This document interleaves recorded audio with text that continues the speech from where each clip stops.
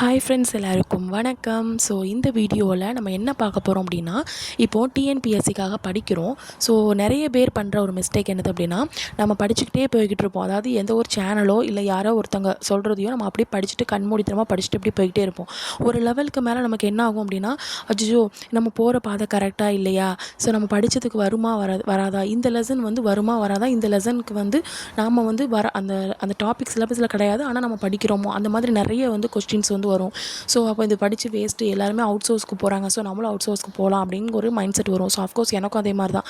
ஓகேங்களா. ஸோ வந்து ஏன் அப்படின்னா, நம்ம வந்து பேசிக்கான அந்த ஒரு பேஸ்மெண்ட்டை வந்து விட்டுட்டு டேரெக்டாக நம்ம வந்து என்ன பண்ணிட்டோம், மேலே ஏற பார்க்குறோம் இல்லைங்களா. ஸோ அப்போ அந்த பேஸ்மெண்ட் என்னது அப்படிங்கிறத நம்ம பார்க்க போகிறோம். ஃபஸ்ட்டு என்ன சொல்லியிருக்கேன், நேற்று போட்ட வீடியோவில் உங்களுக்கு சொல்லியிருப்பேன், ஃப்ரைடே போட்ட வீடியோவில் சொல்லியிருப்பேன் எப்படி ஸ்டடி பிளான் போடுறது அப்படிங்கிறத சொல்லியிருப்பேன்.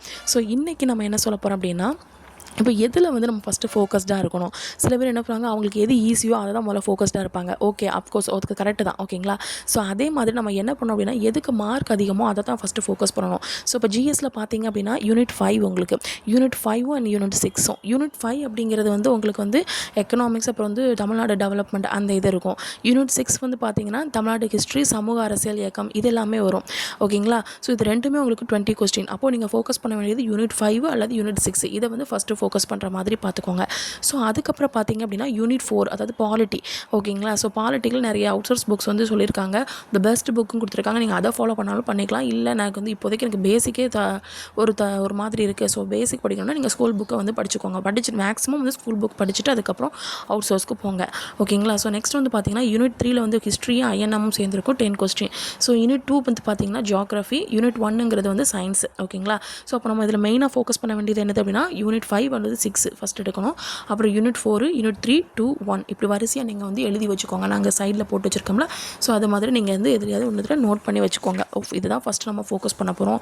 ஸோ அதுக்கப்புறம் என்னென்ன பார்க்க போகிறோம் அப்படின்னா, அந்த யூனிட் 5ல் எங்கெங்கெல்லாம் இருக்குது, யூனிட் 6ல் எங்கெங்கெல்லாம் இருக்குது அப்படிங்கிறத நம்ம பார்ப்போம்.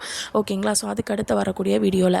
ஸோ அதே மாதிரி தமிழில் வந்து பார்த்தீங்க அப்படின்னா உங்களுக்கு வந்து யூனிட் 1 வந்து 25 கொஸ்டின். அப்போ அதுதான் ஃபஸ்ட்டு ஃபோக்கஸ் பண்ணணும். அப்புறம் யூனிட் 7 வந்து 15 கொஸ்டின். ஸோ அதுக்கு ஃபோக்கஸ் பண்ணலாம். ஸோ அதுக்கப்புறம் யூனிட் 2, 3, 5 இதெல்லாம் ஃபோக்கஸ் பண்ணலாம். இது எல்லாமே உங்களுக்கு 15 கொஸ்டின்ஸ் இருக்கும். ஸோ யூனிட் 4 அப்படிங்கிறது உங்களுக்கு 10 கொஸ்டின். அதுக்கப்புறம் யூனிட் 6 அப்படிங்கிறது வந்து உங்களுக்கு 5 கொஸ்டின்.